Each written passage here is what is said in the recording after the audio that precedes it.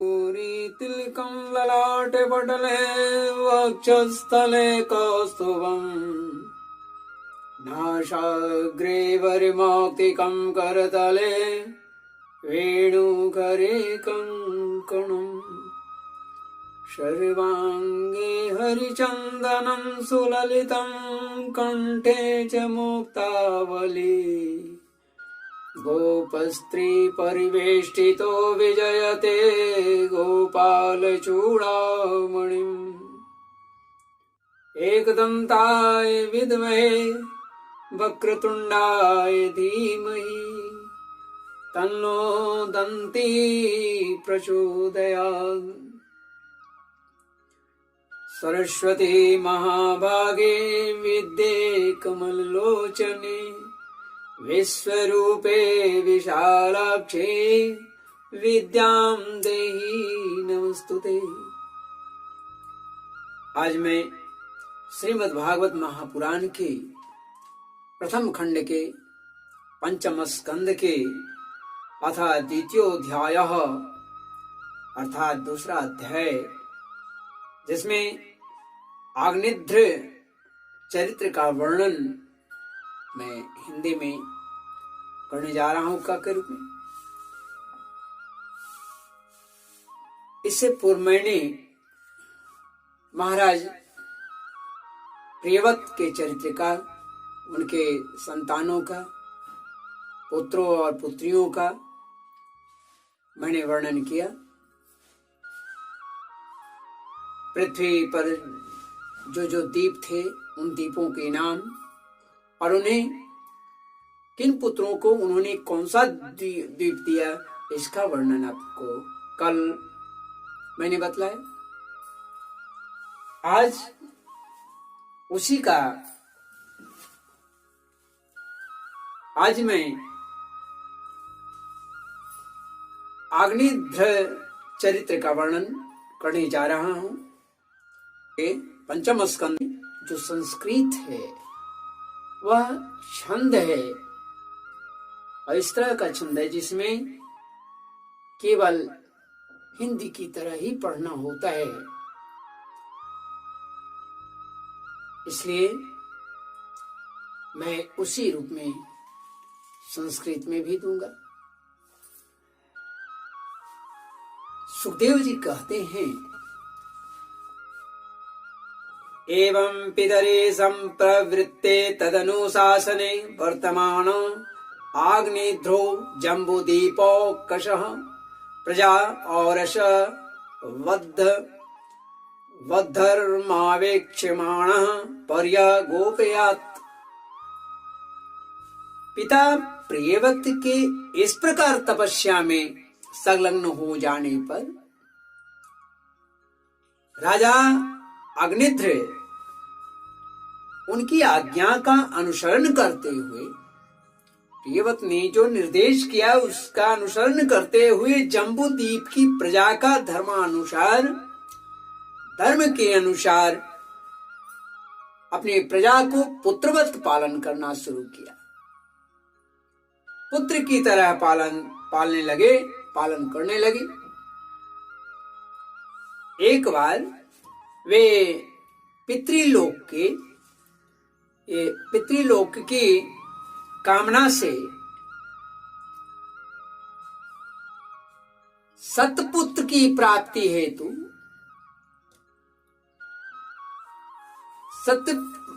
सतपुत्र के प्राप्ति के लिए उन्होंने पूजा आरंभ किया। सभी पूजा की सामग्री जुटाकर सुर सुंदरियों के क्रीड़ा स्थल मंदराचल की एक घाटी में गए और तपस्या में तत्पर होकर एकाग्र चित्त से प्रजापतियों की पति श्री ब्रह्मा जी की तपस्या में लीन हो गए। उनकी तपस्या, उनका आराधना करने लगे। आदिदेव जो भगवान ब्रह्मा है, ब्रह्मा ने उनकी अभिलाषा जान ली और अपनी सभा की गायिका जो पूर्व चित्ती नाम से जानी जाती थी, वह पूर्व चित्ती नाम की जो अप्सरा उनके हाथ, उस अप्सरा को उनके पास भेजा। अग्निध्र जी के आश्रम के पास एक अति रमणीय एक वन था। वह अप्सरा उसी में विचरण करने लगी। उस उपवन में तरह तरह के सघन तरुवरों की शाखाओं पर स्वर्णलताएं फैली हुई थी। उस पर जो बैठे हुए मयूरादि पक्षियां जो थी, कई प्रकार के स्थलचारी पक्षियों के जोड़े सुमधुर स्वर में अपने स्वर में वे गान कर रही थी, बोल रही थी। उनकी षड्जादि स्वर युक्त ध्वनि सुनकर सचेत हुए जल कुक्कुट, कारंडव एवं कलहंस जो जल में रहने वाले आदि जल पक्षी जो हैं, वे भांति भांति से कूजने लगे। इससे वहां के कमल वन से सुशोभित निर्मल सरोवर भी गूंजने लगा। ऐसी स्थिति में पूर्व चित्ती की विलासपूर्ण सुललित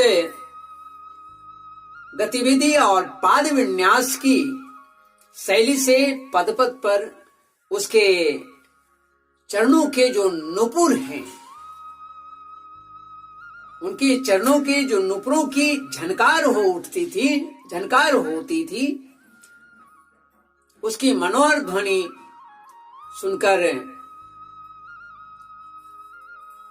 जो राजकुमार अग्निध्र थे, अग्निध्र ने समाधि योग द्वारा मूंदे हुए अपने कमल कली के समान जो नेत्र बंद थे, उन्होंने धीरे धीरे उसे खोलना शुरू किया। कुछ कुछ खोलकर देखा तो पास ही में उन्हें वह अप्सरा दिखाई दी। वह भ्रमरी के समान एक एक फूल के पास जाकर उससे सूंघती थी और तथा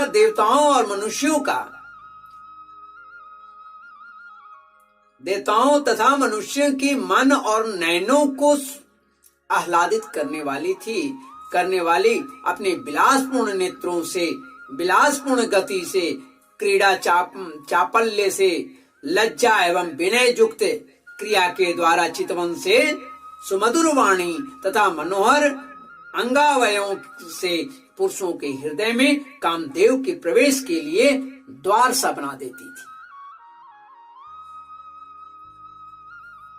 जब वह हंस कर बोलने लगती, तब ऐसा प्रतीत होता था मानो उसके मुख से अमृतमय मादक मधु जो है वह झर रहा है। उसके निश्वास के सुगंध से, उसके निश्वास के गंध से मदांध होकर भौरे उसके मुख कमल को ही घेर लेते थे। भौरे जो हैं उसके मुख कमल को घेर ले रहे थे।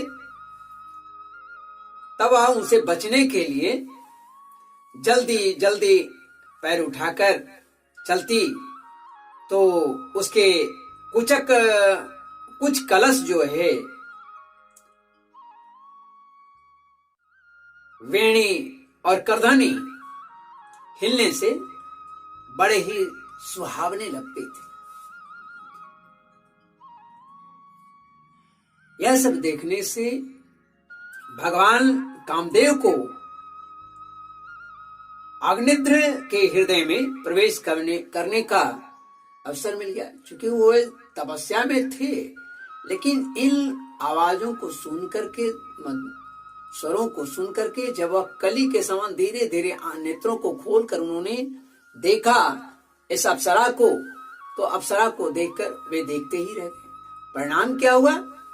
कामदेव जो हैं धीरे धीरे उनके हृदय में प्रवेश कर गए और वे उनके अधीन होकर उसे प्रसन्न करने के लिए तपस्या का त्याग किया और पागल की भांति इस प्रकार कहने लगे।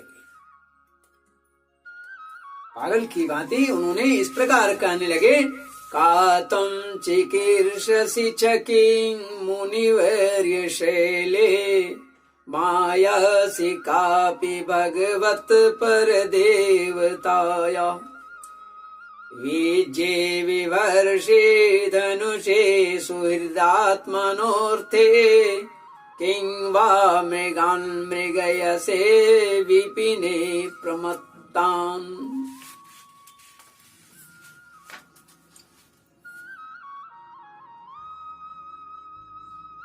हे मुनिवर, हे मुनिवर्य, तुम कौन हो? इस पर्वत पर तुम क्या करना चाहते हो? तुम परम पुरुष श्री नारायण की कोई माया तो नहीं हो? भौं की ओर संकेत करके, भौं की ओर संकेत करके बोल रहे हैं कि सखे, तुमने ये बिना डोरी के 2 धनुष क्यों धारण कर रखे?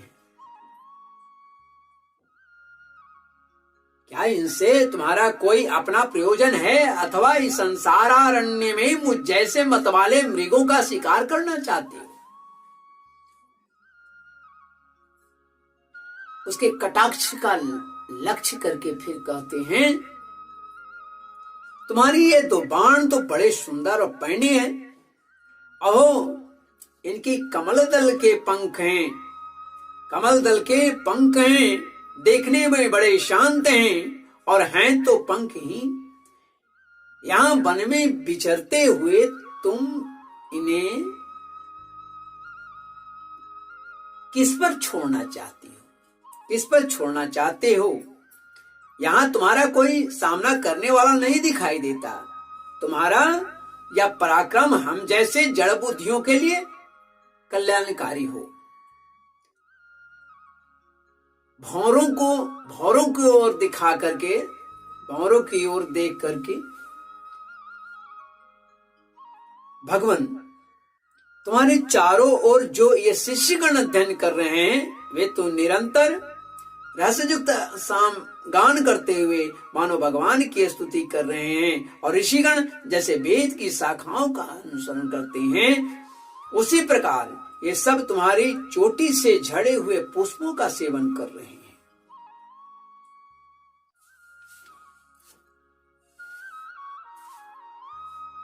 फिर वे राजा कहते हैं, राजकुमार कहते हैं, नुपुरों के शब्द की ओर अब संकेत करके कहते हैं, वाचम परम चरण पंज रतितीरीणां ब्राह्मण रूप मुकुरं मुखरं शृण्वाम तोभ्यं लब्धा कदम्ब रुचिरं कविटं कबिम्बे यश्यामलात परिधे क्वच वल्कलुं ते। ब्राह्मण, तुम्हारे चरण रूप पिंजड़ों में जो तीतर बंधा है, उनका शब्द तो सुनाई देता है, परंतु रूप देखने में नहीं आता। करधनी सहित पीली साड़ी में अंग की कांति की उत्पेक्षा करके, करधनी पहनी हुई है, पीली साड़ी पहनी हुई है, अंग की कांति उससे और बिखर रहा है, सुंदर दिख रही है। तो इसी को संकेत करके वह राजकुमार कहते हैं कि तुम्हारे नितंबों पर यह कदम कुसुमों की सी आभा कहां से आ गई? इसके ऊपर तो अंगारों का मंडल सा भी दिखाई देता है।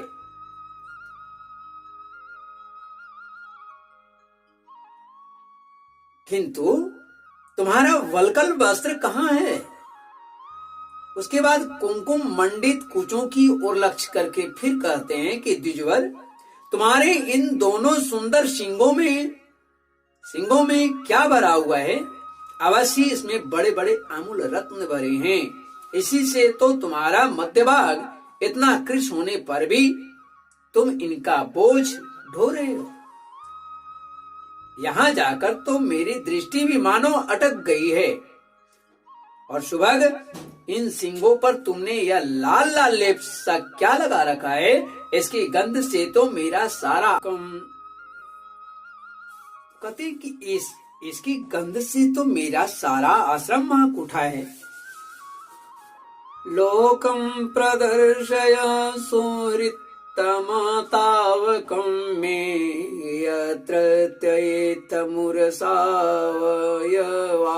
पूर्वो यत्र त्येतमुरसावयवाव पूर्वो अस्मद्विधस्य मन उन्नयनो विवर्ते भवद्भूतं सरसराससुराधादिवक्त्री। मित्रवर, मुझे तो तुम अपना देश दिखा दो। मित्रवर, मुझे तुम अपना देश दिखा दो, जहाँ के निवासी अपने वक्षस्थल पर ऐसे अद्भुत अवयव धारण करते हैं जिन्होंने हमारे सारे प्राणियों के चित्त को क्षुब्ध कर दिया है, तथा मुख में विचित्र हाव भाव, सरस भाषण और अधरामृत जैसी अनूठी वस्तुएं रखती। प्रियवर, तुम्हारा भोजन क्या है जिसके खाने से तुम्हारे मुख से हवन सामग्री की सी सुगंध आती, सुगंध फल रही? मालूम होता है तुम कोई विष्णु भगवान की कलाई हो। इसलिए तुम्हारे कानों में कभी पलक न मारने वाले मकर के आकार के दो कुंडल हैं।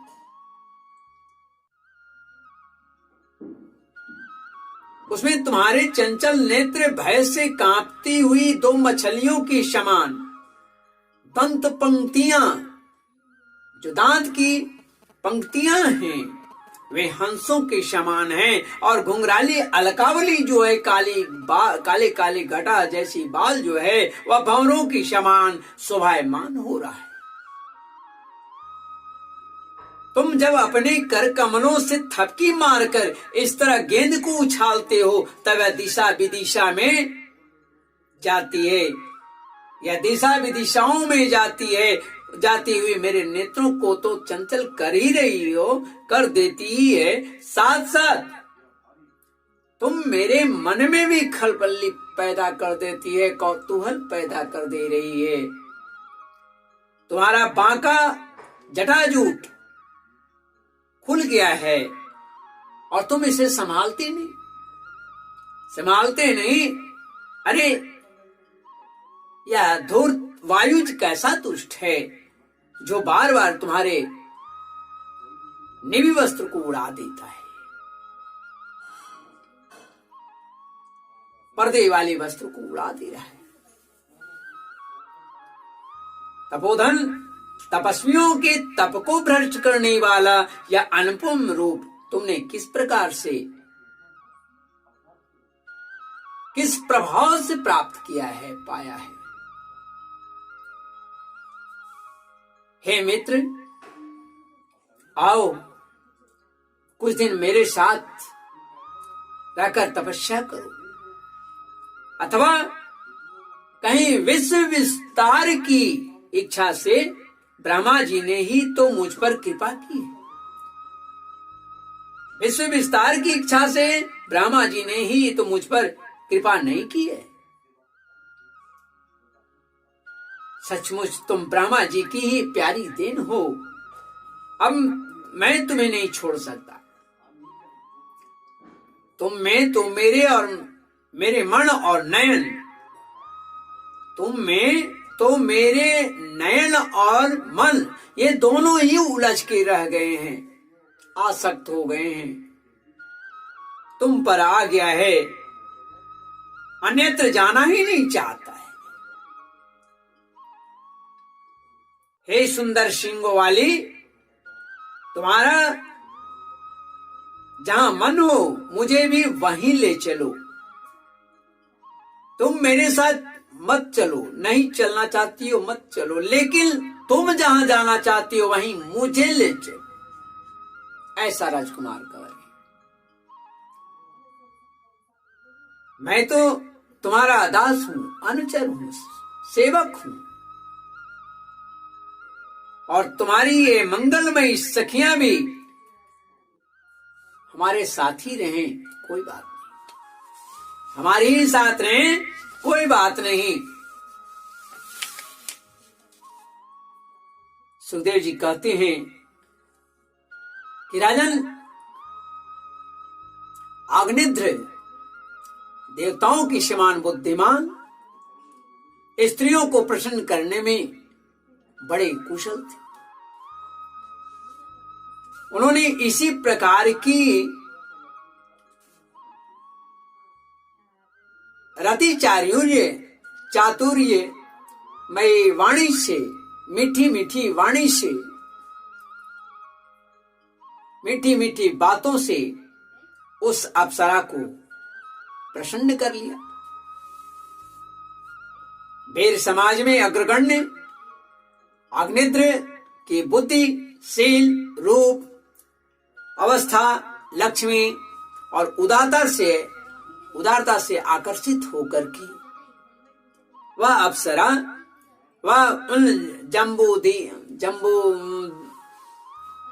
दीपाधिपति के साथ होली, कई हजार वर्ष तक उनकी साथ रही, पृथ्वी और स्वर का भोग भोगती रही।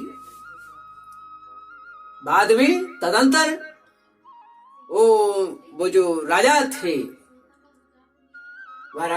नृपवर जो थे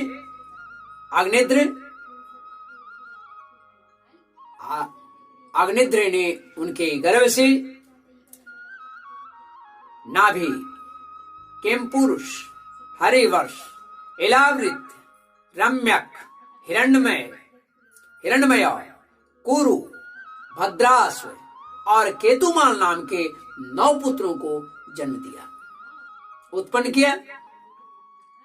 इस प्रकार 9 वर्ष में प्रतिवर्ष एक के क्रम से जब उन्होंने 9 पुत्रों को उत्पन्न किया, पूर्व चित्ती उन्हें राजमहल में ही छोड़कर फिर ब्रह्मा जी की सेवा में उपस्थित हो गई।